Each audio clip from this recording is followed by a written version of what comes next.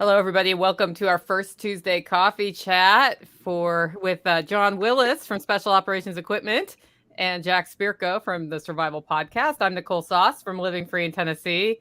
First of all, what coffee you guys drinking today? Is it Hollow Roast? Sadly, no. Kool-Aid. Kool-Aid. John drank the Kool-Aid. Food Forest Farms, Guatemalan.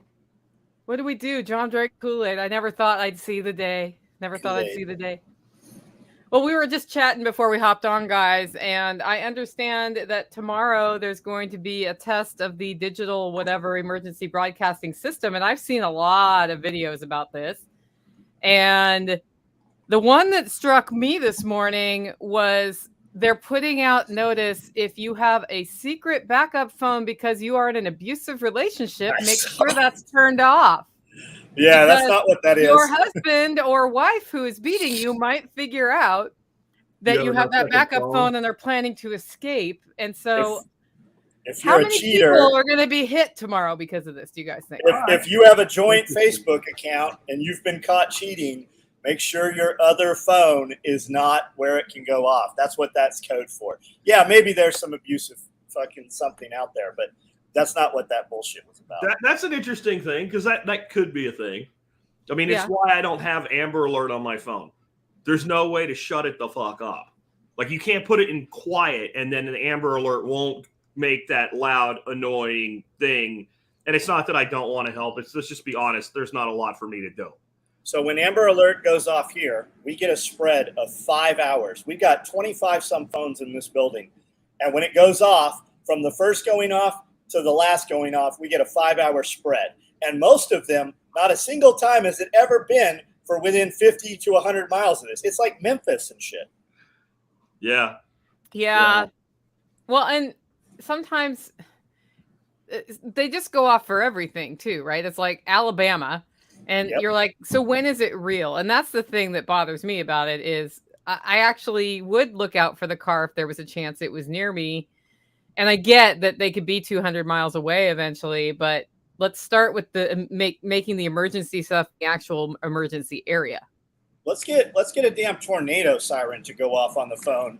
You know, I don't know, maybe 3 hours, not 3 hours after the tornado, right? Make that motherfucker. You can hit my phone for all kinds of other shit. How about something that's immediately effective to everybody in the area?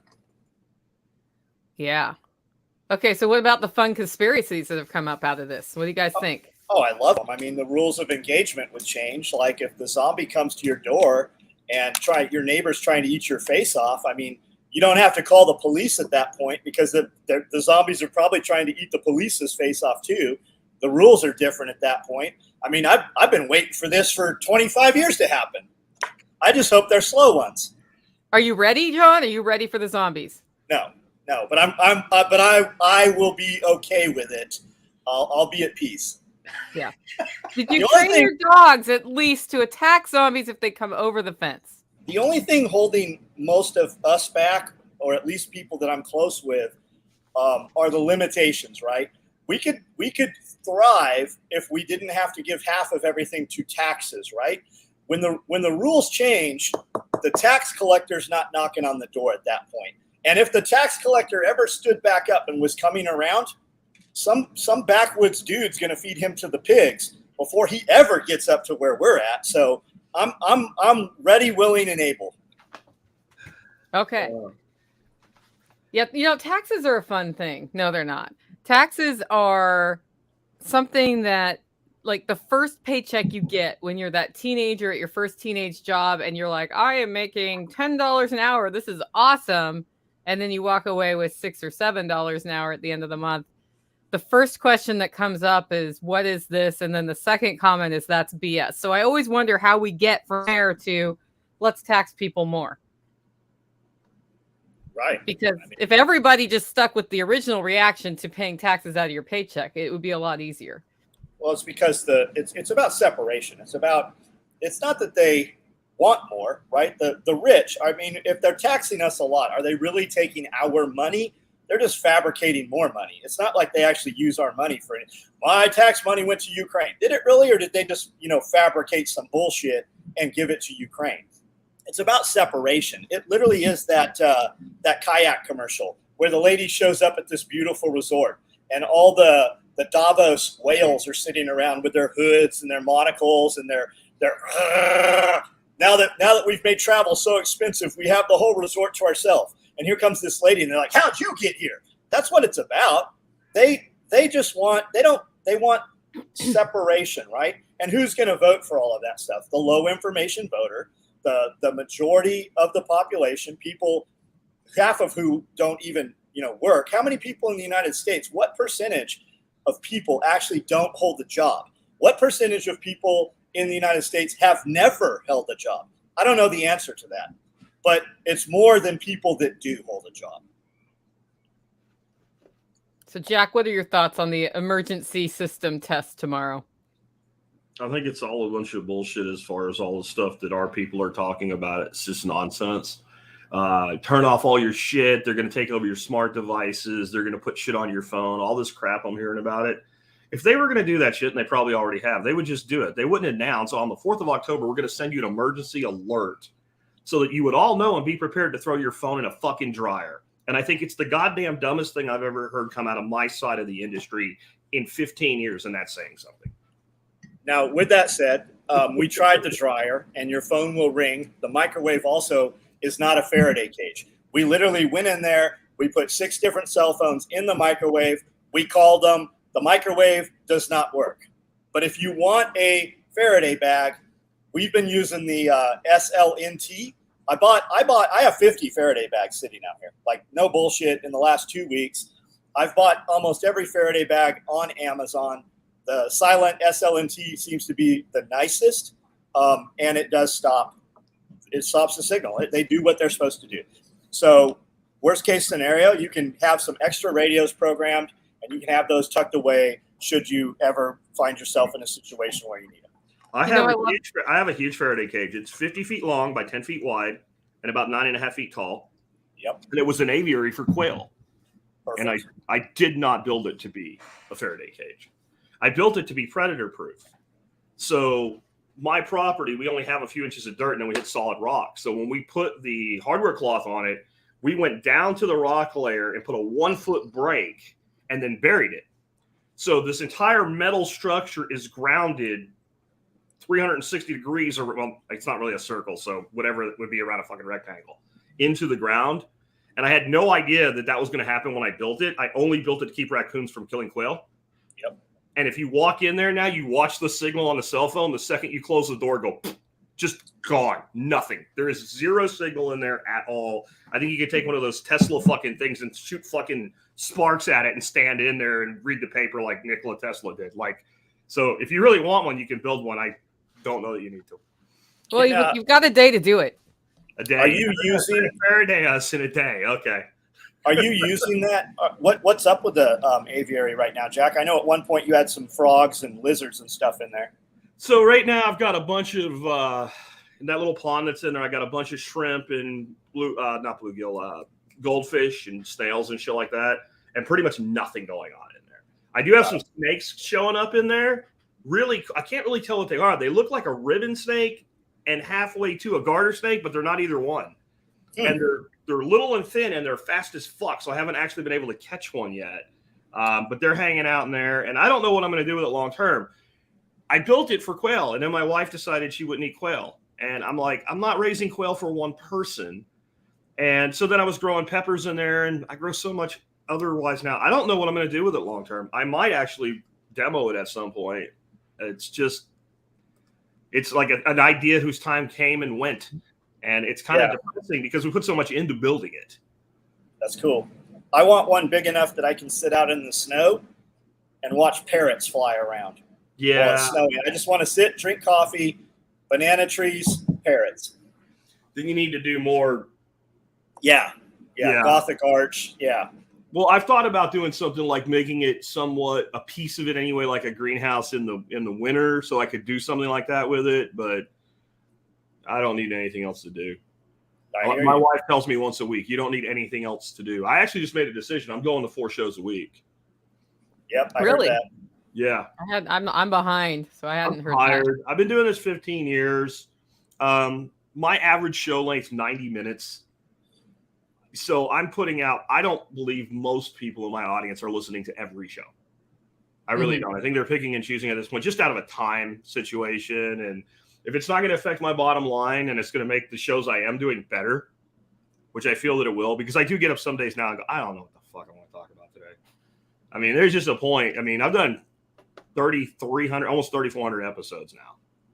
There's a point where you like, I could use a break here and there. I'm really looking forward to being up with you guys next week, because not next week, the week after, because I need a break. I need to unplug for a little bit. Well, I promise you're going to have fun. Do I get to shoot Jake with anything? Whatever you want. John, do you have an airsoft gun somewhere on the compound? We have everything that you could shoot Jake with. How much shot do you want, Jake? Well, so Jake will be there, so I'm just... that's what I was really asking. Obviously, if he's there, he's getting shot.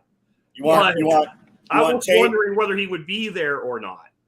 You want taser, you want airsoft, you want paintball, you want Coke can. I mean, what do you want to hit him with? Cannon, baby. I might just go old school back to Gen X, and just do zappers with a rubber band in the ear. Yeah. Just spitballs. Actually, I have to be nice to Jake. He's been on his best behavior the past couple of events. I even told him he doesn't get picked on at my event at all unless he instigates it. That dude's always got good information though, right? Oh, he does. Yeah. He always does have value when you actually sit and, get serious with him. There's always some value there. Well, and he knows everybody. Not only is there value in information because he does dig deeply into things, he also knows half the world and can introduce you to somebody.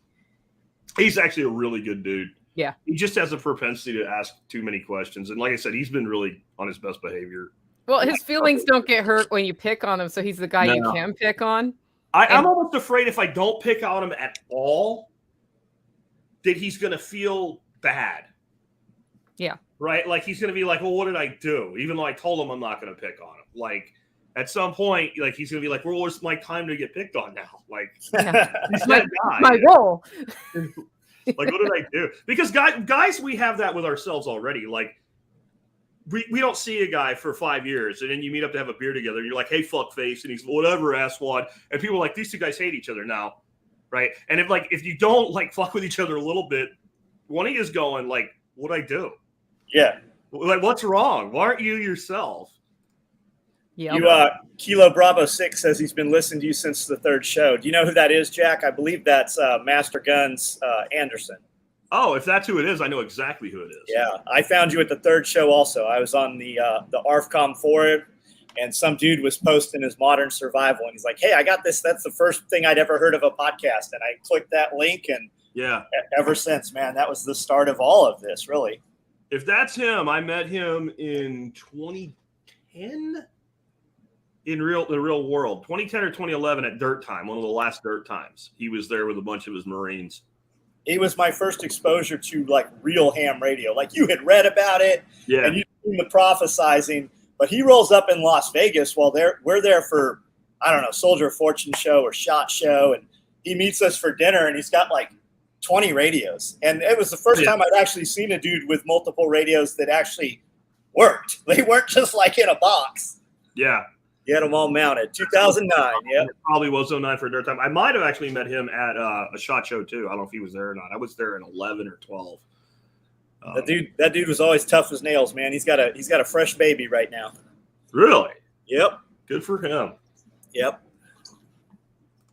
Okay, we got a question. Jack, how many Bitcoin shows are you doing per week? It depends. If you guys start fucking listening to them, I'll do more of them. When I do a show and I get 10%, 20% of what I normally get in listeners, I take market feedback. I'll wait till it goes back up to like $100,000 fucking dollars and you all start screaming that you want to buy Bitcoin again, and we'll talk about it again.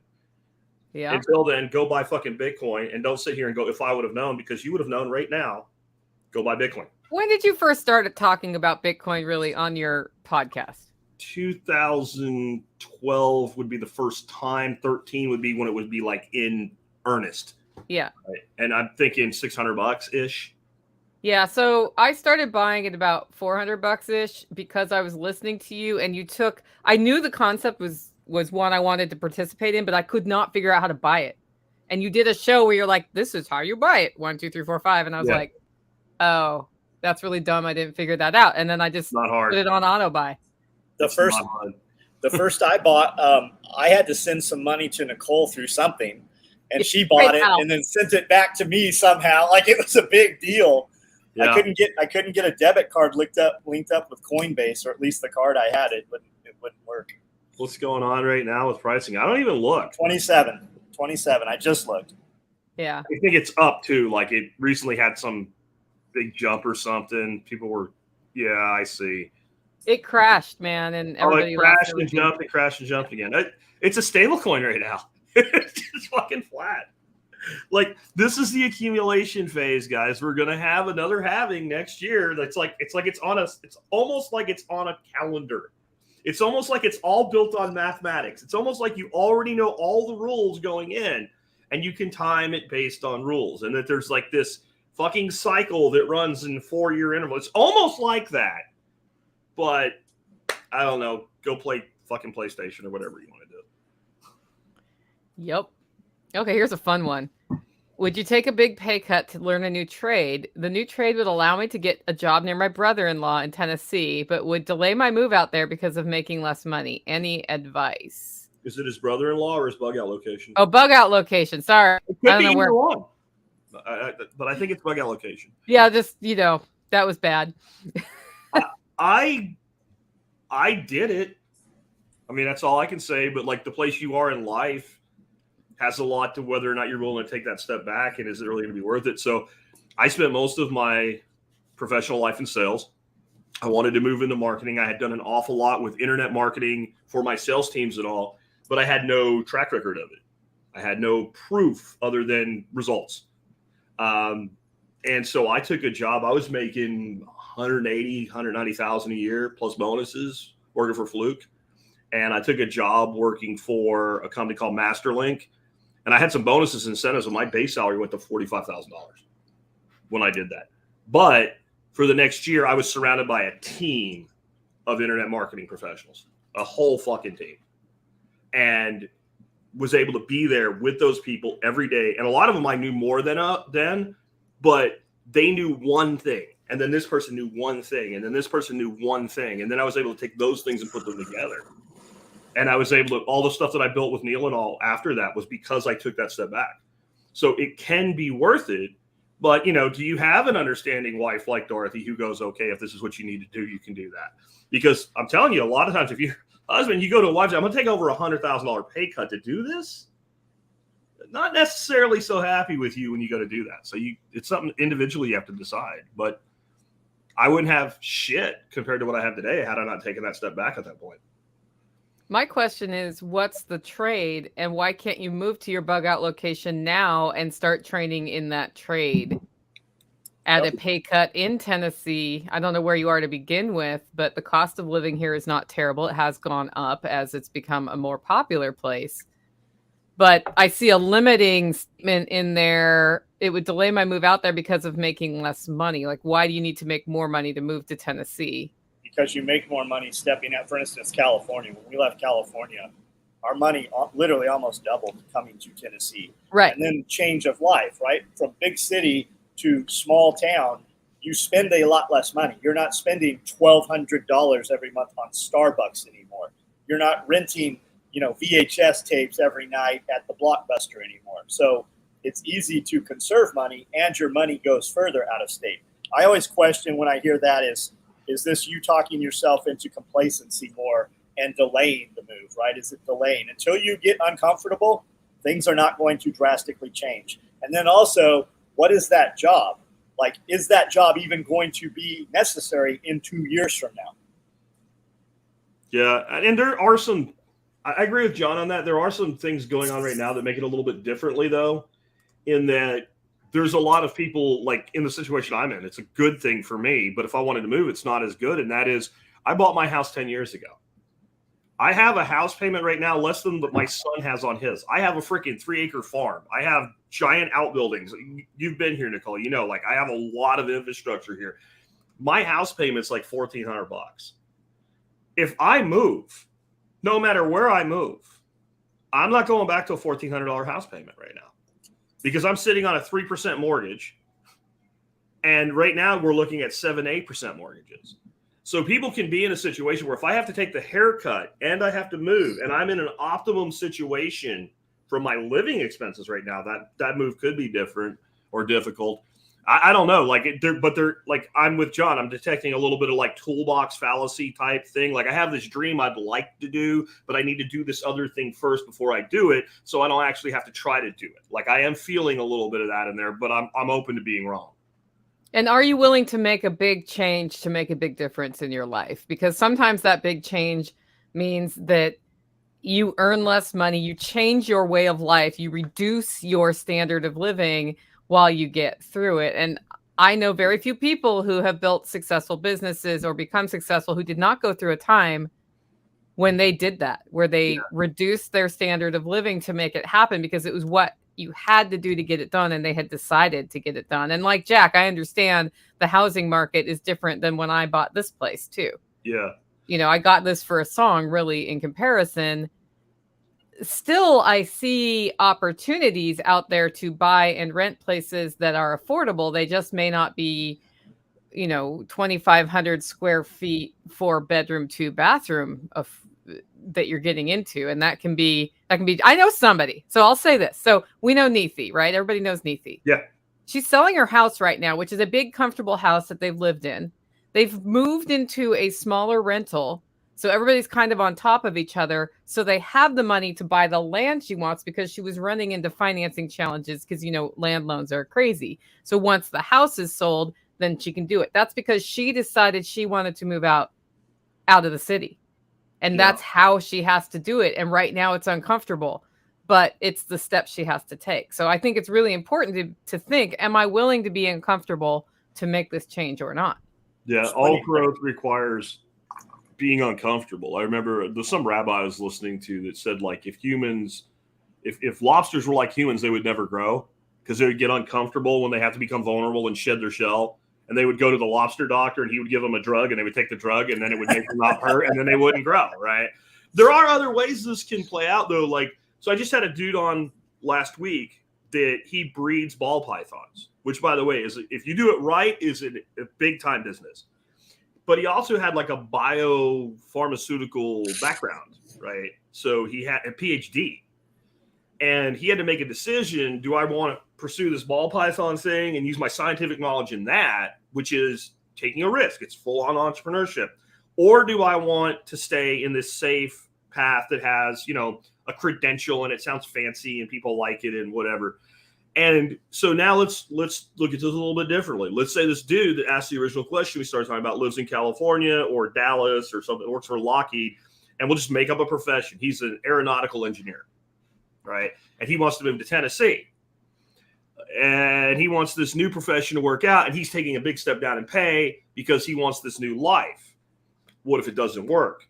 Well, if he stays where he is in, let's say, Dallas-Fort Worth, there's 100 places for this guy to work in Dallas-Fort Worth. If it doesn't work, he has an easy go back button. Pick up, move your ass to Camden. Is there a lot of jobs available for aeronautical engineers in Camden, John? None, right? They don't exist, right? Maybe you get a job putting gas in little planes at an airport or something for $15 an hour. So there is this, when people jump out, they need to be careful how they're jumping out. Not everybody's like us, and we can't assume everybody's like us. And even I went out in a phase. Like, I went out in an 18-month phasing period. I didn't just stop and start doing what I do now. So having this ability to correct course or make adjustments, if you move somewhere really rural, when you've gone into this new profession, if it doesn't work out, like, it's hard to just make a living. Where if you live in Dallas-Fort Worth, if you live in Jacksonville, Florida, Atlanta, Georgia, you could probably pay your bills with a side hustle to your side hustle until you're done. You can go deliver Uber or some shit, and you can at least pay the bills until you get to where you can extract yourself. So I can understand why a person might make those choices that way. We moved here with 400 snakes from California in bags. And you know what snake shit smells like, and inevitably one of them's going to shit. Yeah. I still have the other building. We had over 1,000 animals. We had freedom breeder racks. We were producing, between 100 and 200 rats every week. We had 2 full-time snake guys. Nicolas Cage's snake guy came and lived here for 2 years and worked for us full-time. So we did all that. You can definitely do the snake thing. Guys in the snake industry, they want to get a house and have a snake room, right? Yeah. But if that doesn't work out as you think it does, and that's going to be on you, right? You just have to be able to move your shit. And if you don't perform, well, you can always, move those snakes. I mean, I lived in a bedroom with hundreds of snakes for a long time. Like, that's scalable and doable. Bob says, why live in poverty to be a poor homesteader? Bob's actually the guy I talk about when there's 2 kinds of homesteaders. You have the homesteader that moves on to an undeveloped piece of land and lives in the old leaky trailer that's been there and never leaves the property because they're busy homesteading. And then you have the other kind of guy runs a very successful business and can build a homestead at the same time, just like Tag from Life Done Free. When you walk into his 6,000 foot almost, house, you would never go, hey, there's no electricity here. He lives in extreme comfort, and is always going to. I would rather be that one than the other one. We know a dude that just came here when everybody's like, oh, land is so expensive. I know a dude bought 200 acres of property on the other side of the interstate here last year, just got with a timber company. They cut the timber, split the profit, paid off the mortgage, and just bought another 100 acres of property next to it. So now he's got 300. So it's all doable. Yeah. I'm always the guy that says never be like when somebody's really successful, like that must be nice or whatever, be envious. But I just had a twinge of envy. What kind of lifestyle do you live if you have your own fucking snake guy and you're like, dude, I found this guy in Camden. He's really awesome. He's got this beard and shit. He's got like 200 snakes. Like, I want to build out my snake wing of my fucking McMansion or whatever, my jumbo mansion, I guess if it's Nick Cage. And so go live with him for 2 years. And how did he figure out my snake life? Right? Holy shit. And how did he find us? He found us off our breakfast videos on this YouTube channel. Holy crap. My own guy. I've never been envious of somebody's money in my life. I don't care if they have a fucking jet that carries jets, right? But you have your own snake guy. That is, I don't give a fuck level wealth, right? Just, you know what? Do I have a snake guy? No? Get me a snake guy. Like, when I look at, I'm like, oh man, that guy must have a lot of money. I look at piles of gravel. When you see a lot of gravel sitting someplace, you see tractors, or you see a driveway, dude, and it's heated, right, in the ice, and it's a driveway so far you can't see the end of it. That dude's got money. Dude, gravel's expensive, and if you can afford gravel that's not doing anything, that's real fuck you money, right? The kids, I got like 8,000 tons of gravel sitting here. Yep. Dude, what are you gonna do? Well, we're driving places, and the kids and the guys are like, "Oh, look at that Lamborghini!" I'm like, "Look at those 4 piles of gravel. I'd rather have the gravel." When we were in California, and this one dude had clearly was doing sawmill work at his house, and the way they do things with the old redwoods and shit out there, they basically have to get permits to take out certain trees because they're dead or they soon will be. And he had stacks of slab. Yep. And it was 3 foot width, 8-inch thick, 20 foot long slabs of redwood. Same thing, man. Going, dude, that's because you can't just go make another one of those. Like a Lamborghini, in the end, you can build another Lamborghini. And anything that goes in that Lamborghini can be found, bought, purchased, mined. That tree took 1,000 years to grow. It's going to take 1,000 years to grow another one. There's plenty of YouTube channels out there. I can't remember the name. It's a Hawaiian dude, Hawaiian looking dude. He was a cop, and they moved to Idaho or Montana with, I think they had 5 kids, and they lived in a travel trailer and built just this beautiful garage. And bears were getting in their garden, so they put up these 10-foot fences around this giant, enormous garden, and then they built onto the house, and they just kept adding on to it. There's whole YouTube channels built on, fuck it, we're picking up, and what fits in this trailer, we're going there and doing this. Same with the sawmill stuff, man. Guys buy sawmills. I can't remember the name of that other channel either. All it is Outdoor with the Morgans. The whole thing is just they cut firewood and sawmill, and now they've built another building, and they've built another building. And it's just people watch that, man, and they just daydream about, I could do that. The difference is 99% of the people aren't going to do that, and they're going to live vicariously through that 1% that does. And those dudes are making a fortune from viewership.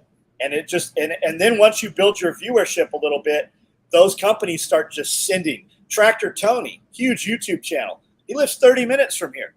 Tractor companies just send him tractors so that he'll do YouTube. They give them to him for a year. He drives them around, tears them up, tries them out, and builds all this shit off of tractor companies giving him free tractors. Oh, man. That's got to be my evil plan for swim spas. You should, yeah. Yeah. Go get one. Go get one. Get one, even if it's the one you don't want. Beautify it, detail it, clean it, swim in it, show drone shots of it, and then go buy another one and sell that one. Do a raffle. Join my YouTube. I'm going to give this away to one of you guys. You have to bring a helicopter and lift it out of the hauler. Yeah, a crane will do it. Yeah, but a helicopter would be way better footage. Were you around when the helicopter incident happened here, John? No, I'm not aware of it.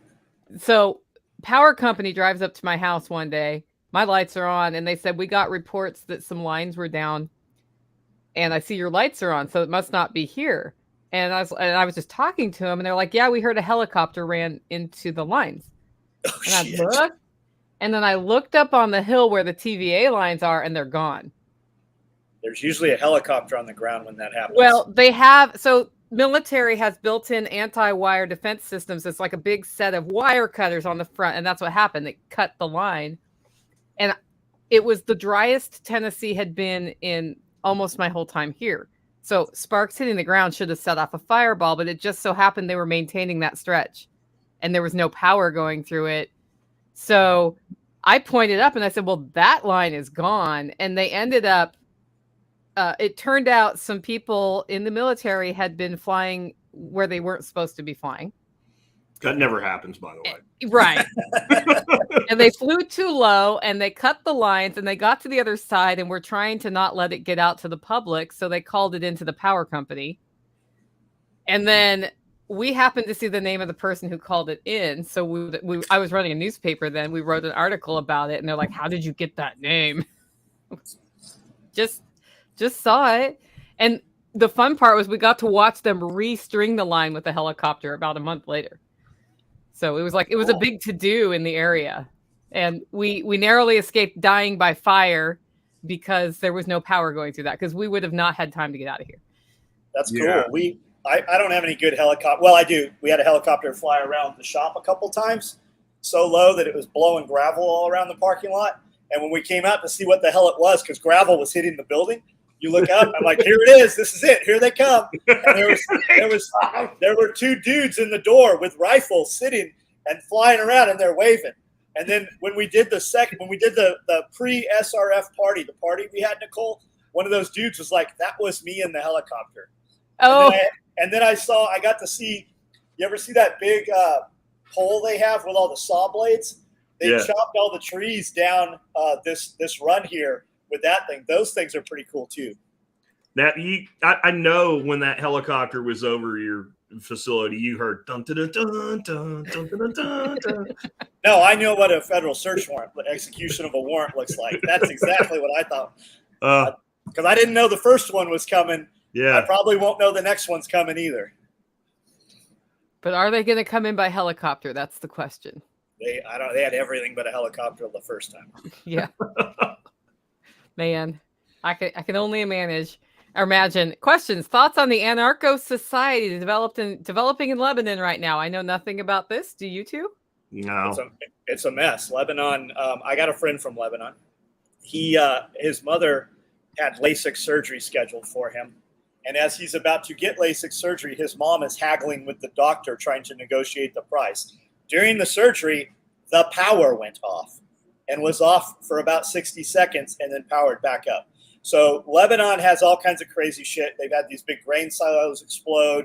There's all kinds of stuff going on. And I send it to my buddy and he's like, that's a normal day there. Like there's always brownouts. You'll go several days with no power in Lebanon. That's just way of life there. anything going on new, I'm not up to speed on it. But every the time the only thing I know that's been going on is people have been literally robbing banks to get their own money out. Mhm. Like people are going into banks, put a gun to the teller's head and going, give me not your money, my fucking money out of your bank, because they're closing the banks and they're only letting people take out like $50 or whatever. And so people need money. They can't get their own money out of the bank. And so like when these guys go in and rob banks, usually like people would be trying to help like protect the bank and shit. And people are like, yeah, give this motherfucker his money now. Like they got riots of people demanding their own money out of the bank. So that's not good. That's never a good sign. Yeah. You're a few bad days here away from that happening. I mean, you have people waking up in Australia 3-4 months ago and had a $500 limit to take out of their bank. Most of the small banks have been dissolved. They're switching to CBDC. So, I mean, if you're even having this conversation, get your cash out of the bank, put it someplace else. But most people that want to have the conversation, all they have in the bank is their bills. The money that's in the bank right now has to pay bills. So the conversation's moot for most people. Yeah, especially at the banking layer. And then most people, if they have any real wealth, it's in something like a 401k or an IRA or something. And it's held pretty hostage that way. So like, I'm not opposed to using the system. Like there's utility in the system. I'm just like, make sure you diversify. And diversify doesn't mean small cap, mid cap, and large cap mutual funds. That's not what diversify means. What does it mean? It means a hell of a lot more. It means, you know, I have precious metals. I have Bitcoin. I have real estate holdings, right? I have a business. The business has a cash flow. That cash flow rolls through multiple channels. Like I don't take all my money with PayPal or all my money with Stripe or all my money with Strike, right? Like I have different ways that money gets to me so that if somebody cuts me off, I still have cash flow. And I have my property and I have the way that I've set my property up. And, you know, like, so I have tools. Yep. Tools are an asset because tools allow you to do things that you otherwise would not be able to do. Yep, I have 2x4s. Yep, 2x4s. I have 2x4s. I have landscape timbers because when they went on sale for like this brief period of time, I bought like 40 of them and just threw them in my shop because it's like the stack of gravel, right? A couple of the steps my dad took in the 70s that kept up with inflation, and it was completely by accident, is he bought big lots of things used, like wire spools and wire for a vineyard he was building. Built the vineyard, and then inflation happened during that time, sold that afterwards at a profit, and he didn't do it intentionally, it just happened to happen. And then real estate, he was always buying something, making it better and selling it, and because real estate went up, he was able to better keep up with the inflationary period, 70s into the 80s. There's a whole meme of people that are like, real estate is stupid because you'll never own it because you pay taxes on it. And I just laugh at those people. I'm like, so you can pay my property tax on my real estate and I'll be your landlord. Those are your apartment preppers. Yeah. And K-Bonk, I don't mean to ignore you, but we talked about that at the very beginning. So we did it, dude. It's at the very beginning. Yeah. I mean, there is like these people. I think a lot of them, it's not that they don't want to own a house. They can't see themselves owning a house. They can't see themselves getting there. So it's like the Fox grapes thing. They're probably sour anyway. A lot of people probably don't like. I should do a whole show just on Aesop's fables, right? Because most people you tell them the Fox thought the grapes were sour anyway. They don't even know what you're talking about. But that's some bullshit you tell you. That's what I tell. That's what I say. Like bullshit you tell you.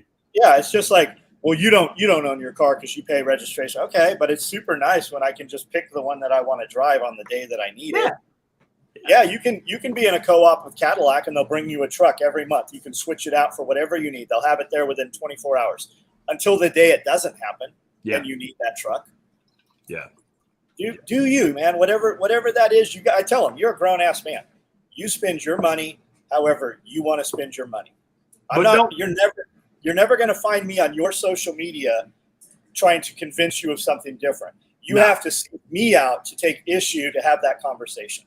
But people like John, myself, and Nicole are not going to ever countenance your bullshit for you and make you feel good about it. We'll let you do what you want, but when you start bringing it to us as an excuse, we'll tell you it's bullshit. We're never going to co-sign your bullshit. Co-sign your bullshit. I like that. Yeah, I'm not going to co-sign your bullshit. It's just, I mean, I've seen it in every like it's a pattern. So you see it everywhere. Like when I first started doing the show, I talk about putting a garden in, and I get the classic, I don't want a garden because when the shit hits the fan, they're steal it. They're going to steal all my tomatoes. Well, what are you going to do until that happens? Yep. Right? It'll make me a target. The kind of shit you're talking about, being a human will make you a target. Existing will make you a target. Converting oxygen to CO2 will make you a target. You might as well fucking eat while you're being a target. Those are lonely people, right? Those are lonely people. They don't have somebody, a partner, a husband or a wife. Why am I saying partner? They don't have a fucking husband or a wife, and they're not starting a family, right? You can do the lone wolf stuff when you're young, right? When you're young and dumb and tough, and I'm gonna go live in the woods and stay in culverts or whatever. That all goes out the window when you've got a crying six-week-old child, right? Yeah. Things look different when that happens. I mean, just think. I mean, pets. I mean, just pets. Just pet. I'm a pet dad. I'm a dog dad. You can take your dog out in the woods. You're not gonna take your fucking cat. I mean, I'm sure there's some weirdo out there with a cat, but. There are a lot of people that are kind of hermits to keep a dog around in the woods. This is not a bad companion to have. But yeah, I completely agree with what you're saying there. I also think there's something that I've noticed in some people in my family who have gotten older and are lonely people and choose to be alone. I think that it leads to a lot of mental illness. And I think it leads to a lot of mental illness because you say something stupid to the dog or the wall, and there's no one there to go, hey, that's fucking stupid. You just said something stupid. Do you understand that that's stupid? Because we all say something stupid here and there. And when we have partners and friends and family around us, you have somebody to like call you on your bullshit instead of co-sign it. And when no one calls you on your bullshit for like 20 years, I think, I'm thinking of my dad in particular right now. They become convinced their bullshit is real because no one ever says, hey, that doesn't make a lot of sense. And so I think as we get older, it's important that we make sure we surround ourselves with people. Like I'm seeing that from two sides of my family right now. Two people that are just, I wish I could do something, but can't. Not only that, like when you're going to do the lone wolf thing, right? You're going to go out and do the lone wolf thing. I walk up these stairs every day, and some days my knee hurts. And I'm like, man, I'm literally like a four-wheeler accident or a twisted ankle away from not getting up these stairs. I mean, I'm even thinking like, what's the secondary backup? I mean, that's the whole thing with the cabins, the tiny houses, right? Yeah. I can heat and cool them easy, and I don't have to walk upstairs should we ever need them. Yeah. Yeah. Yep. There's a TV show. God, it's terrible. Helen Hunt was in it. Paul something. They made a remake of it. I don't know. It's like a sitcom thing. Mad About You, I think is what it's called. And all I've ever seen is the commercial for the reboot. And they're like 20 years older, apparently, from the original. And he's talking about how he was taking a shower and he put pants on and he hurt his neck, right? Yep. And she goes, are you saying that you hurt your neck by putting pants on? And he's like, well, yeah. And you know what? It's funny because there's some truth to it. As we age, shit starts to not work the way they used to. And, you can do all you want to try to stay in good shape and eat well and take care of yourself. But we all lose this battle of entropy in age. All of us. You can sneeze and throw your back out. Yeah, you got to think about, and when your back's out, you're fucked. By the way, if you've never actually really hurt your back, you can't do anything. Like, you're like, oh, I'm better now. And then, like, you fart and you cry. It just immobilized. Like, back's been the worst that I've ever experienced. And it was just like spasms, and it took a couple days to go away. And knees. Like, when your knees are fucked, you're not going anywhere. If you can't put weight on your knee, you can hop around on your other leg until you fuck that one up, I guess. But stairs become your mortal enemy.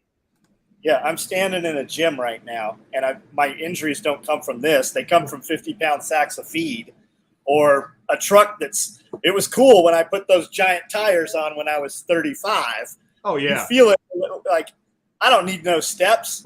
For my 35th birthday, I bought a set of concrete steps that went up to the loading dock. That hopping up there 3 feet was over with at that point. It's just about life preservation, and things look different to you as you age, right? If you listen to Peterson and all those guys, how do we change and win the culture war? How do we change things for our community? Well, you have kids, right? We take our elderly people and we warehouse them now, and everything's about the immediate, right? There's no forward thinking. As soon as you have grandkids, as you know now, you have grandkids, you help raise the grandkids, the parents can go work, and then that's going to be a role switch, right? Those grandkids and those kids are going to help as you get older. You will still have value in use. And how do you do that? You do that through having pieces of property where you can have multi-generational people from the families on the property. Let the elderly raise the young, and that gives the middle class, the middle-aged people who can really do most of the physical labor. Everybody's waiting for society to collapse, man. Unless you have people, you're in for a rude awakening. Yeah, I just saw, on that note, I saw a thing on TikTok. This dude was like getting in and out, getting something out of the back of a pickup truck. And it's like when you're 5 and the little kid comes and he can barely get in, he gets the thing and he gets down. And then it becomes the same guy over and over again, even though he's the same age. It's like 15, jumps up in the truck, grabs the thing, jumps down. 25, pretty much the same thing. 35, jumps up in the truck, grabs the thing. When he gets down, like, oh, it hurts. 45, dude is like crawling in and crawling out. 55, dude's got like a stepper. Like he steps up on a stool to get in. 65, you're waiting. Well, what's going to happen at 65? He's like, hey, get the fuck over here and get this shit out of the truck. Yep. Right? Yep. Like you should probably start doing that about 45. When we buy stuff now, I try to buy enough stuff that I can get a pallet of it. So they'll put it on the flatbed and I can scoop it out. Plus, like we used to get rail ties. We had access to a lot of rail ties. Yeah. It would take, we'd pay 3 guys 8 hours to unstack and stack those rail ties. Oh. Now I can do it in 2 hours on a Sunday with an excavator and a thumb. And then you don't have to deal with anybody.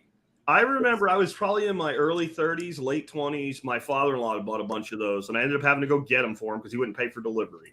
Oh. He wanted to put them along his back fence and build these beds. And we were gonna carry them together, and I'm like, I'm gonna die trying to carry them with him. Like, there's times when carrying something with somebody's just harder. And I carried all those fucking things over my shoulder, like with like one arm back there, and put them wherever he wanted them and shit. If I tried to do that right now, I would literally die. I think, like, I just wouldn't make it. Like, I mean, what happened? He carried 3 fucking railroad ties and he died. Well, how many did he have? 9. But he got to the 3rd one and he just died. He's dead now. We actually stopped using railroad ties here because I got tired of moving them. They're fucking heavy. Yeah. They'll stay in place, though. They will stay in place. They'll stay a long time. The stone stays in place longer, though. It's heavier, but... Yeah, and it lasts forever. Yeah. And it's not covered in creosote. Also true. Which is nasty. I don't worry so much about the environmental implications so much as, like, when you forget that it's there and it's a really hot day... and you go to do something and you stick your hand and it's just like, you just like covered in this gooey shit. I don't like that. So covered in sand. And for all the crybabies worrying about the creosote, line it in plastic, man. Line it in some 6 mil, 8 mil pond liner or something. Line it in plastic. Not a problem. Same with your raised beds. You can, build these raised beds. I'm building all my raised beds now so that I can move them with forks, right? Just 4x4s and 2x6s. But the plastic's gonna, the wood touching the dirt is going to decay it. We're just lining them in plastic, man. We're just lining them with black Visqueen. What works really good on making like timbers and shit last longer is just landscape fabric. Yep. Just 25-year landscape fabric. It works amazing. I can't explain why it works as good as it does, though. Had I not already built all my beds, these ones I found the last couple of months, these galvanized ones, I would be building this shit out of beds with those. I have these beds I found on Amazon. They're basically like an 8-foot by 4-foot stock tank without a bottom, and they ship them in panels so you can actually ship them for a reasonable cost. Galvanized steel, you bolt them together, throw them on the ground, fill them up. So if you want the absolute nicest of those, it's Birdie's raised beds. They come from Australia. And there's a dude, Epic Gardener, imports container loads of them out of California, and he actually sells them. And they ship them flat packed. There's other stuff like them. You can go to Tractor Supply and buy these. I just did a video about the one from Tractor Supply. I finally just drove over it with the skid steer and threw it in the dumpster. You could make it stay together, but you can never move it when it's full. You're not going to move this when it's full, but these are what I'm talking about right here. Yep, that's what the Birdies look like. So we bought Tartar stock tanks with bottoms and without bottoms, Lowe's had them in bundles of 3, and I brought in about 50 of those things. But they hold so much damn dirt, man. When you're trying to fill them, holy shit, it's a lot of soil. So the first thing you do with them is fill them about halfway with wood chips and busted ass wood and shit like that, and then drench the fuck out of it in like liquid seaweed, liquid kelp, and build up this like mineral repository down there. And then you're only putting half the dirt in, and basically you're doing like a loose form of hugelkultur. But yeah, you're right. You're not moving that. Like you need to put it where you want it. But generally, when I put in a bed, it's where I want it. So we took firewood that we actually split, wood off the property. We took firewood. I have it in beds that are 3 years old. They've been underground in dirt for 3 years. And when you pull it out, the firewood it's not even broken down. Like it's still there. But it takes up volume. You can use construction debris, concrete, broken cinder blocks. You can use anything. Yeah, I've used cinder blocks and rocks before, but I like the wood chip or the wood idea because you give that nutrient boost, and it does mean your level will eventually drop as that becomes soil, but then that's room to put mulch in later when you need to put mulch in. So or rabbit manure. So we did the wood chips because you've seen the wood chips we filled all the protein tubs halfway with wood chips and then soil and then did potatoes in them last year. And the ants are all over there because we left them, they sat there for half a year. But there's ants in all of those wood chip ones. The ones without wood chips don't have no ants in them. Oh, here's an interesting comment. I use sheep wool for weed barrier under the dirt in my raised bed. I heard somebody else say that a few weeks ago. They got the blessing from the organic gods that if they use sheep wool, they would still be certified organic or something. They're talking about for putting their beds, their raised beds or their NRCS greenhouse kind of to sleep. They used wool for that. I've heard that. That's interesting because the hair sheep do drop their hair and you can collect it if you want to. Just my Pyrenees drop more hair than my sheep do. There's no reason dog fur wouldn't work. I wouldn't. I mean, it's the same thing, right? Yeah. The best weed blocker I've ever found, if you have it around you, is pine needles.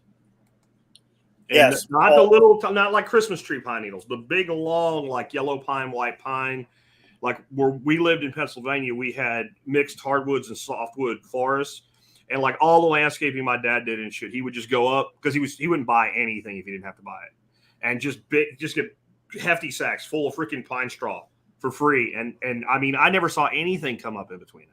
So Paul Wheaton said all your pine trees he said, those are poisonous. He said, you see how nothing grows around them? Cut all those pine trees down and stack them up and get rid of them and build a wafati and use that soil to grow in. So yeah, they do, which is also why the blueberries do so well on that side of the property because of all the pine needles. Man, I use... But the thing is, if you pull it back and plant something into it, it grows just fucking fine. What it does is it's a pre-emergent allelopathic herbicide that it's basically putting out. Yep, and you can buy them, and you can buy hay bales, like the square bales of pine needles. You can, go to a park and rake them up. Nobody's going to say shit about it. We use the weed matting that we lay down. We can get it up to 16 feet wide. There's a huge supply house in right next to you, Nicole, one county over from you, that sells all of the row house, greenhouse, all the weed matting. And we just put that out there, man, and it works great for about 3-4 years. And you can torch right into it and plant right through it. You can run your irrigation on top of it. Man, it works awesome. And then when it's kind of nasty, I just use a weed blower and blow the debris off of it, and it's nice and clean again. We've had it out there now for 3 years. On the straw bale stuff from the pine straw, there's people in Florida, that's like one of their revenue models. Yep. It's just they have pine forests and they harvest a certain amount of the pine straw every year. They don't harvest all of it, and a lot of them, like, it's how they make revenue in between cuts because they're growing trees for paper or for lumber, and then they're taking a certain amount of straw out every year to do that. It's like generational wealth. You'll see people, if you have a lot of property, company will come in and plant pine, and you're going to harvest pulp at 15 years, and you're going to harvest poles at 30 years. Mm-hmm. So to scrape that out of there, there's a lot of stuff too. If you have just a few acres, there's companies that'll come in, or you can go get them and plant them yourself, and you can do Christmas trees. There's a little more labor. You make less profit if the company comes in and shapes the trees, but there are companies that will do that. And there's also just on that idea of ways to make money, black walnuts that are falling right now. Yep. They have collection centers where you can drop those off and make money selling just what's falling naturally out of the trees. And I don't know about you guys, but we've got black walnuts everywhere. I was going to say black walnut is like the same thing John just said with a different timeline. 40. So you're talking 100-year, century-long woodlots with black walnut to get the really big timber that's worth a lot of money. But what they're doing is they're overplanting the shit out of it, and they're taking, wood out at 15 years for veneer. And then they're taking it out again at 30 years, and they're taking it out at 40. And by the time they get to where they have those 100-year-old giants, they've thinned to allow for them to grow. And they've taken money throughout that period. And then, the guy's great-grandchild is the one that can really cash in at that point. Yep. I had heard 40 years is where you're really going to start making money on walnut like that, black walnut. And then your mammoths are your 100-year-old trees, which – I don't know. For me, that'd be kind of hard to cut down 100-year-old trees, man. See, my best money-making action from a black walnut tree was the one that stopped the dump truck from cruising through my cabin when the brakes went out when they were here working behind my house. That was a 15-year-old tree, and it stopped the dump truck and did not take out a second vehicle or my cabin. So I feel like I made like 50 grand on that day. Yeah. I think my neighbor probably feels that way about one of my oaks that stopped that dude that took out 200 feet of my fence. Had he not hit that tree, he would have went all the way down and through their house. And their bedroom is on the side he would have hit. So he might have ended up in their bed and killed them for all I know. I mean, and he hit that. If he had hit that oak tree, not only would he went all the way through there, I wouldn't even know what he did. It was like 2 o'clock in the morning, and I just heard a very deep donk. The dog looked at me. I'm like, I heard it too, buddy. Let's go see what it is. And 235 feet of fence gone. Was he drunk? He claims not to have been, and I think the cop knew him, but I think he was drunk. It was 2 o'clock in the morning. He went off the road on his own. He was in a rental car. I had to track him down because he gave fake information as far as his insurance to the cop. So I found out he actually had a vehicular homicide conviction in the past. And he had a rental car, and he said his insurance was USAA, and it was not. It was with State Farm. And I was eventually able to find him. Did his insurance cover your fence? Was that where you made whole again? Yeah, but it didn't, because he didn't technically have any insurance, even though he had a rental. So it ended up being my insurance that covered it. And I was not happy about it, but they didn't jack my rates, so it is what it is. But got it. Yeah. I don't know how he even was able to rent the car with that. I think basically they were able to say he lied to us, so we're not responsible for the car. He is. Imagine that. Yeah. Yeah, and then it's up to your insurance company to sue him. Yeah, and that's their problem. We got 4 bids. I took the lowest one, and I told them you're lucky that I'm doing that. And then they started, how old is the fence? I'm like, no, we're not having that conversation. Yeah, what's it cost to replace it? It was a chain link fence in good condition. Like, how long will that last? Yeah, it's galvanized. Like the other 900 feet of fence line is fine. So just put my fucking fence back. You're lucky I'm not replacing all of it so that it looks the same. Yeah. It does. You've never been here. The front gate kind of looks like Starlog 13 from Hogan's Heroes. It's cool. The normal fence is only 5 foot with 2-strand barbed wire, but the gate is like freaking 8 foot, and it's kind of cool. Yeah. Every time I take an Uber to his house, I'm like, it's right there on the right. It's right there on the right. You need to slow down. And they're like, you mean back there? I'm like, yeah.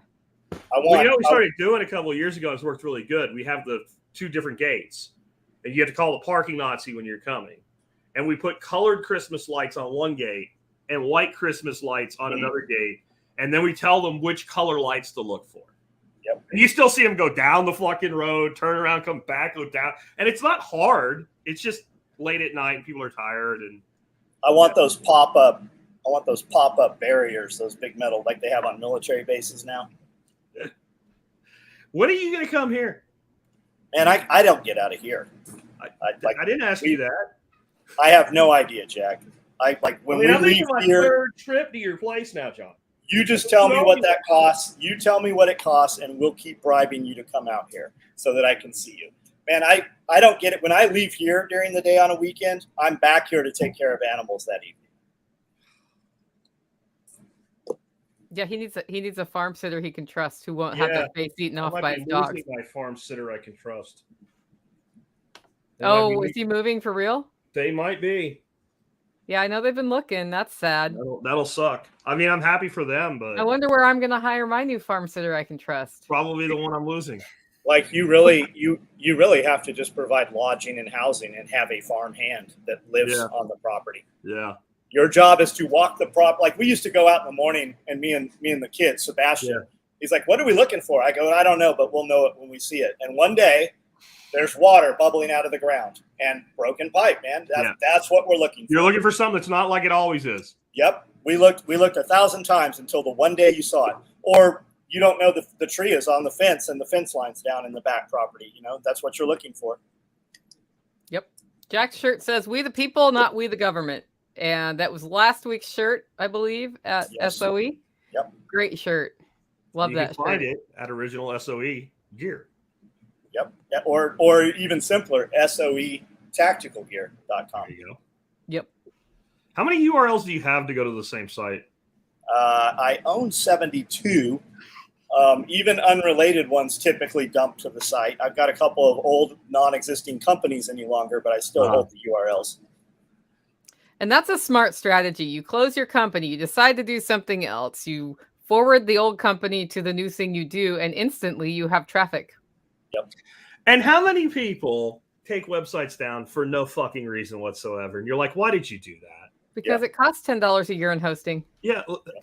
And they have hosting for another website. So it actually costs them fucking nothing, because most hosting packages, you can host more than one domain. Why would you take... Especially, it was like an old site. Oh, so it had 15 years of fucking credibility with the search engines on it, and you took it down, Sean. Yeah, we don't even mess with them. Everything's still hosted through GoDaddy. As expensive as that is, it's just it works. We're not messing with it until there's a problem. Just never take the fucking website down, ever. I don't care. Don't take it down. Yep. Redirect it. Do something with it. Don't ever get rid of it. Okay, Nicole, is there any herb that will help with blood pressure? I'm not sure why this is directed at me. I do know some herbal remedies for things, but that's not something I've ever looked at. I would look at the anti-anxiety ones, and I would talk to an herbalist if it's a real issue. Jack may have some ideas, though, because I know you're going to become an herbalist at some point. Yeah, honestly, diet is more important than anything else, but if you want something that actually reduces blood pressure, cannabis. Speaking of herbs. Yeah, it's an herb. You asked for an herb. I gave you an herb, cannabis. It's an herb. It's the devil's lettuce or whatever to some people, but it absolutely reduces blood pressure, which is why it's an effective treatment for glaucoma. Interesting. I'm not surprised you came out with that one at all. Cannabis works. I wanted to circle back on something because we were talking about people feeling like they can't afford houses. Yeah. And talked about some different alternative ways to get them. Something that I do when I decide I want something that's got a big price tag. If I am still in the phase of asking myself, how am I going to do that? Every time extra money comes into my life, I put it in the place where I make space for the thing.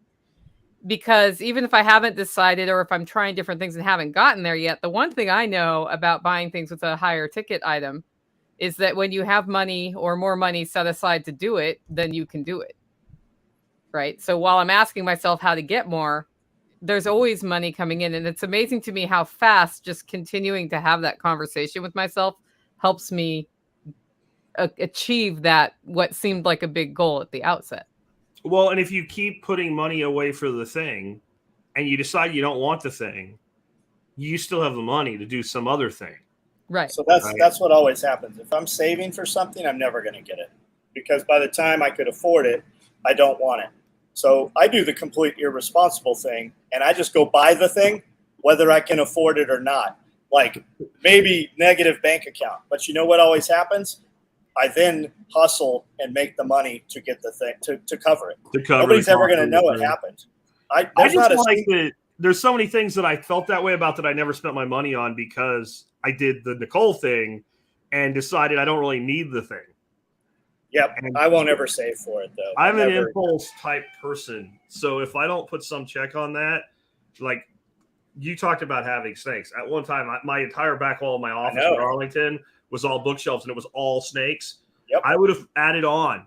There would have been more snakes if I didn't have some mechanism for impulse control. Because I would go to like a reptile show, like I want one of those, I want one of those, I want one of those, I want one of those. Yep. I've always wanted one of those, and I have a wonderful life. It's like, well, then get it. Yeah, we never go out. We never go out with we're going to go get this thing. We go out, find this thing, and we're like, oh, well, shit, that's what happened. Correct. We got to rent 2 U-Hauls now and bring it home. Yep. But as a result of that, you have the most amazing living room out of anybody I know in the entire world. Yeah. Because of interesting things. It is. It's the John Willis and Amanda Willis Museum. Yeah. We went to an oddities show here, my wife and our friends, and it had shit on John's living room. John's living room was better. It's better. It was better, except you didn't have the freaks walking around. It was a pretty good freak show. I will give you. It always is. People there that you don't really come out in the daytime, do you? Well, you look at them and you're like, you don't really have a job, most of them. Yeah. Some of them do. Some of them. I'm talking about the people that their skin is so pasty white, you feel like if you touched it, your finger would stick. Like that kind of thing going on. Like, how do you do you live with mushrooms? That's just so everybody I know who edits video for a living is paler of skin. And I think it's because they're in the studio editing the video. Yeah. That's why I don't like to do a lot of video editing. It's time consuming, but it's also addictive. And I don't mean addictive in a way like you look forward to doing it, but once you're in a project, you just keep fucking with it and fucking with it and fucking with it. And this needs to be added in. Oh, I learned how to do this thing now. And I need to redo that and then you have a 5-minute video and you have 2.5 hours in editing. No. Yeah. When you go to load a 10-minute video and it takes 5 hours to load because there's 27 layers to it. Like, nobody sees that shit. Yeah. Yeah. Nobody sees it. And I'm paying you. So just get it up. Yeah. You gotta get the guys that the guy that shoots the video and edits the video are usually 2 different people. John has good insights on how to put together a video team at this point. No, John just got really good and found the guys. That's how you put together a good video team, though, isn't it? You find the right guys. You keep firing people till you find give them good persons. Some money. Yeah. Well, video guys are weird, right? Like the really good video guys. Like, guys are constantly trying to steal my guy. Hey, I'm going to Thailand. Come with me. I need a video guy. Black Rifle Coffee tried to steal my video guy. Video dudes are in demand. My friend Rob Bailey's constantly like, hey, come to Whitefish, Montana. I'll put you in a house. Be my video guy. We're just lucky that most of these video guys don't want to travel, Yeah. We're just super lucky. Well, and they like what they're doing with you. That's the other thing. I think there's something to be said for keeping a team because they enjoy the projects they're working on. It's my charming personality. It is, because you're a charming person. But you give them creative license too. You're not constantly over their shoulder going, move this thing over there. Well, I mean, we're just I can have 100 dudes that can do t-shirt art. But when you find that one guy, when you're like, hey, take this concept, and the guy keeps throwing you some shit, like, this is some Barney style bullshit. We're not you just stop sending stuff to that guy. The guy that sends you a concept, you're like, that looks like that's on brand with me. You just keep sending the stuff to that guy. Mm-hmm. Yep. Okay. So I think this is a question. What do your irrigation setups look like? I have a well with a pressure tank, and by the time the water gets to the garden, pressure has dropped quite a bit, and I'm looking for solutions. So I used mostly Mother Nature this summer because we had the perfect summer with frequency of rain for irrigating my garden. But I also just have hoses on a timer with sprinklers. I have a well system too with a pressure tank. I had to boost it and I had to change how my water worked in order to get the pressure I needed. So the question is, can you change your pressure system or augment pressure up there, or you could also go drip irrigation from water collection, depending on if there's a roof nearby. So there's lots of things you can do. That's what I do. That's why municipalities have water tanks. You gotta either run electricity to build pressure, or you have to run head pressure with elevation. Yeah, I can't really help much on the pressure thing. That's something, if you want to push water, you need to solve the pressure problem. As for what I do, hopefully I can do this without sound coming through it. Give me a second here. I can actually show you what I do. I've built basically drip irrigation that's just built with PVC. And all those R's, I think they're 1/8, whatever size everybody says to use, holes everywhere I want an emitter. And then they're hard line plumbed into the source with a mechanical timer. And all I do is walk out there in the morning and like, do I want to water for 30 minutes or 15? I turn all those timers and walk away. And this is the easiest thing I've ever done. And it could be automated to the point where like it's on a computer or a solenoid or something. But to me, like what I have to do is so minimal. I need to go look at the garden every day anyway. The one thing I'll say about those, especially if you have hard water like I do, all of those timers, sprinklers, etc., come with this little like hose washer thing and a little screen. You can buy a box of those washers with the little screens for like $3 for like 50 of them. Do that, because every once in a while, it's not like dirt or anything. It's like this layer of freaking calcium builds up on that screen. And it's not worth it to try to fucking clean it. Like you'll turn it on and it's not really putting water pressure out, and you pull the timer out and you look at it and you just throw it away and replace it. I have to do them about twice a year. I have to replace them. That's super nice. So the funny thing is I built one of those about a decade ago. Yeah. Because I was drilling holes in hoses, making holy hoses, and they were too floppy. Yeah. Those work great. Eventually they will get brittle, but they work great. Yours don't move. Mine moved around, which caused its ultimate demise. Consternation. Yeah. Those are nice. Those are nice because you just have a stream pissing out the hole. You're not using a micro head or anything that always gets clogged up. Plus, when you need to, at winter, you just blow that sucker out, right? Or if it starts getting clogged, you just blow that thing through and it busts the deposits out of the holes. Well, what I'll do in winter, I'll just take, if you look at the timer on that, the timer is put in with the male-female hose adapters that go onto the PVC. So you just unscrew it. You take the timer out, and then there's nothing to drain because there's no pressure in there, so they're not going to break.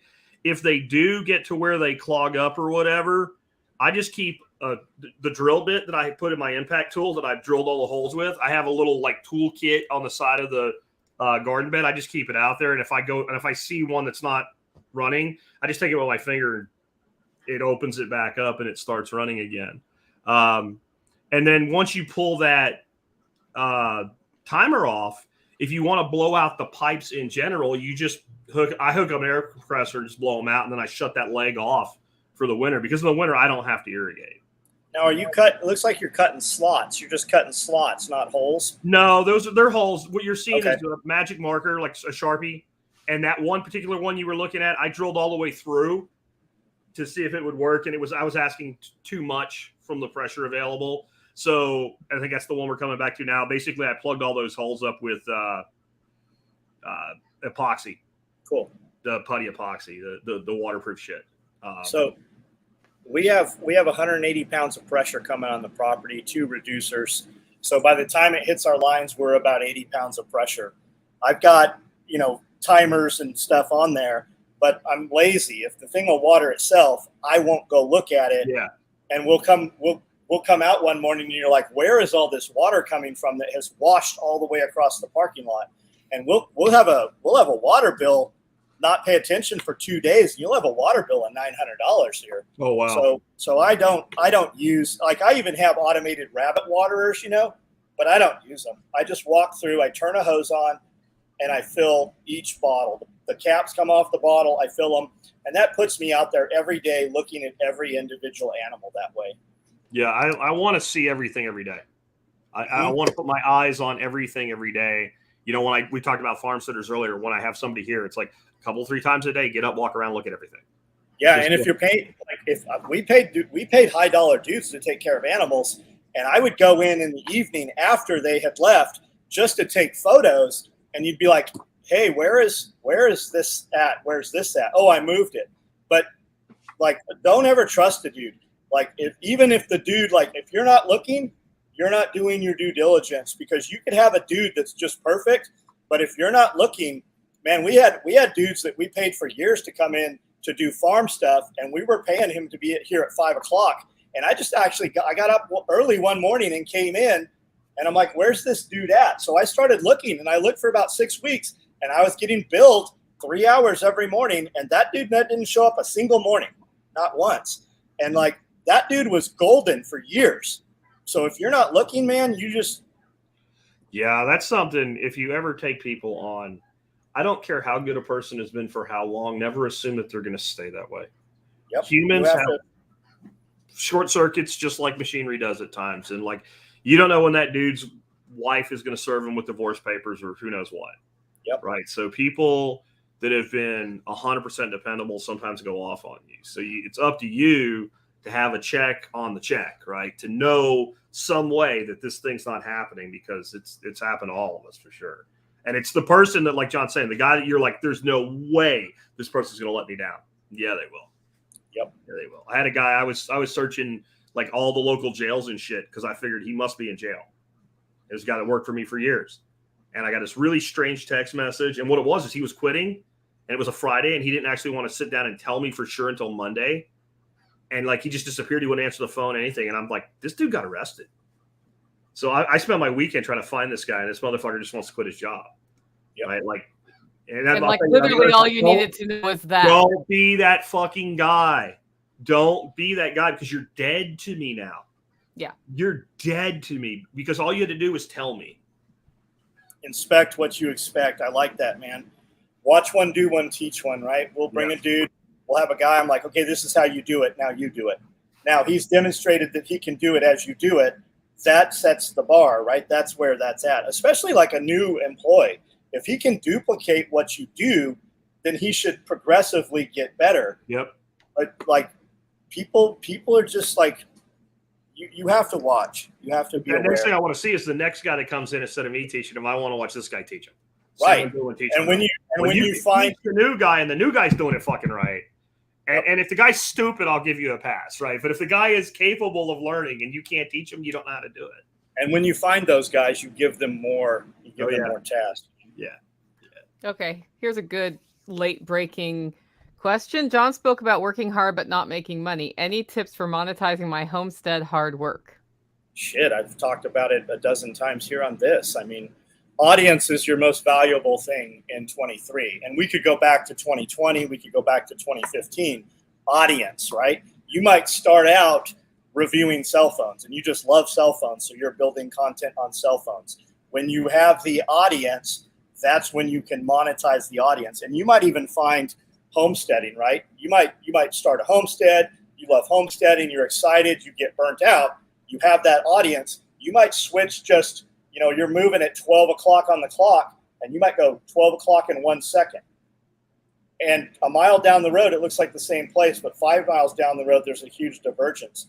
You have to build that audience. Once you have the audience, you can monetize, right? When you build a brand, you could build a brand around, selling ears of corn. As long as that is a big known name and they like your personality, they will buy merchandise if you have a catchy name, right?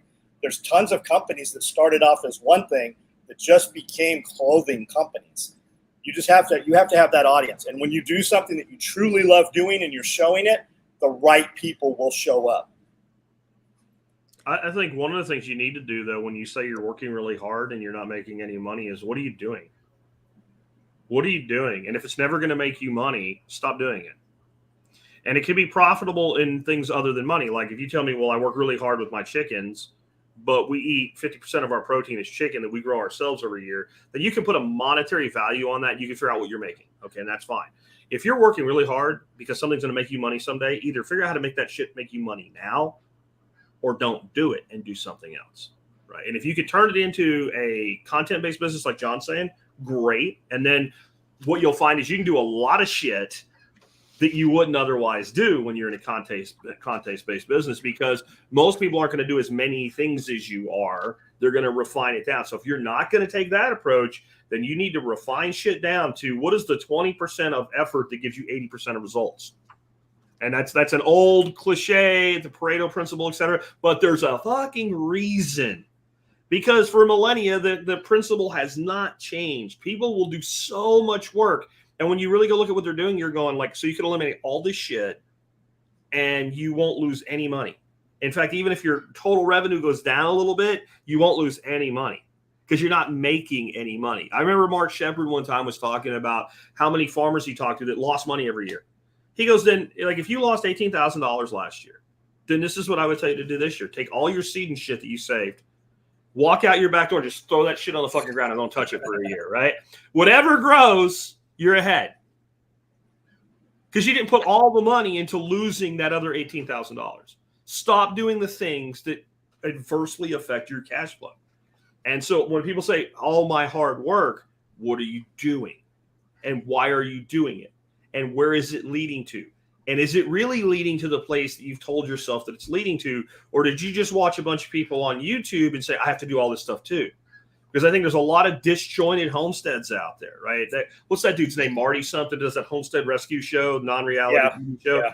Like when you really look at what they're doing, because there's a lot of bullshit in any of those shows, so I'm not going to pick on them for it. But when you really look at the core issue, it's always that whatever somebody's done that they come in to fix, it was just disjointed. They were doing things like this thing needed to be finished before you did this other thing, so let's finish that thing. This thing here makes no fucking money and will never produce anything for you. Let's get fucking rid of it.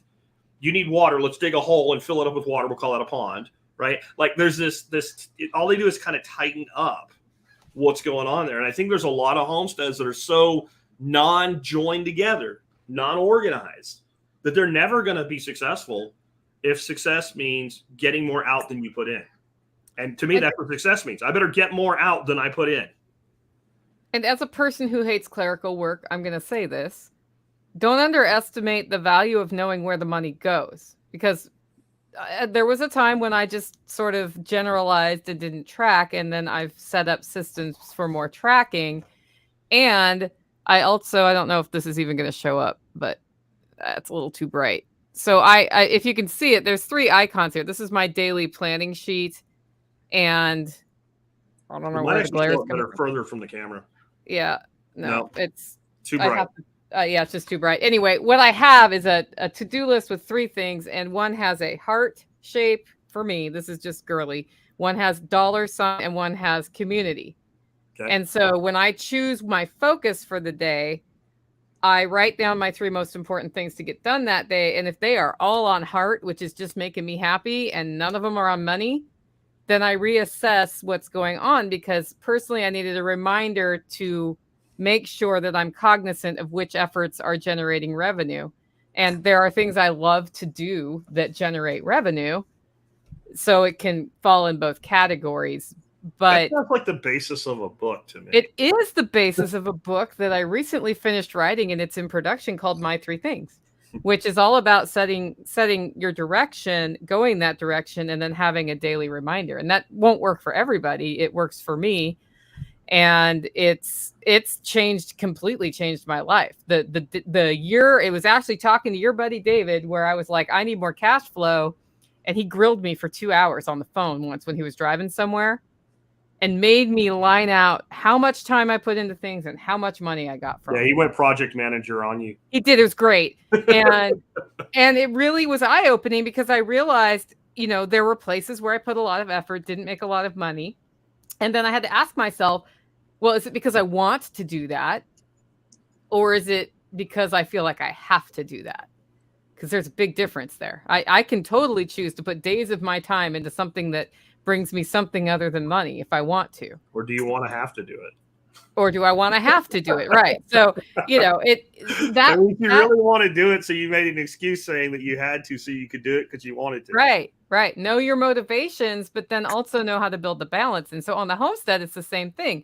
Am I putting all of my money or my time into these egg chickens and then not selling any eggs? And how much revenue do you make from eggs anyway?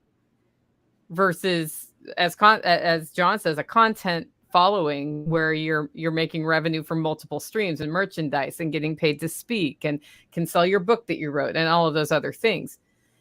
these are all going to be different for a different person. You have to take the step. I can say that I'm here at the building 16 hours a day working, but if I'm not making money, is that really working, right? I can tell you, yes, 7 days a week, I'm here 16 hours. When I sit out here on this sewing machine, because it's mindless, right? I can listen to content, I can watch content off to the side, and production sew. I can get a ton of shit done and spend 10 hours just running that sewing machine. I can put a live feed on intermittently every hour and show people, yeah, I'm here working, right? I'm here. That's what I do. If it doesn't make money, it does not fucking matter if you don't have money. Jack has money. Nicole's got some money. I've got a little bit of money. I can come in here for 3 days and make no money.